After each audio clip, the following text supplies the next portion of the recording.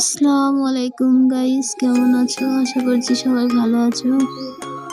তো আমার শরীরটা আজকে খুব খারাপ ছিল। ভাবির শরীরটা খারাপ, তো ভাবিকে আমি বললাম আমাকে দাও, আমি ঝাড়ু দিয়ে দিই। তো আমি ঝাড়ু দিচ্ছি, আর বড় ভাবি গিয়েছে থালা বাসন মাজতে। আমি পারছিলাম না, তো শুধু এইটুকুই করলাম, উঠোনটা শুধু ঝাড় দিয়ে দিলাম। আর আমার যে ভাইজি সারাদিন আমার পেছন পেছন ঘুরবে। ওকে বলছি এক জায়গায় বস না, আমি যেখানে যাব ও সেখানেই পেছন পেছন যাবে আমার পেছন। কাজ করতে আমার খুবই ভালো লাগে, তো আমার শরীর আল্লাহ যেটা ভালো করে সেটাই করে।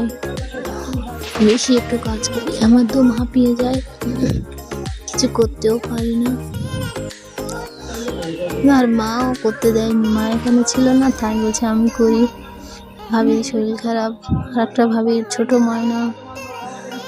তো আমি সব কাম করে নিলাম, দেখানো হয়নি সব কিছু। উঠোনটা ঝাড় দিয়ে চুলোটা মুছে তাই দেখালাম। আর এই যে মুরগির ফর্ম ছোট্টখাটো দেখা হচ্ছে নেক্সট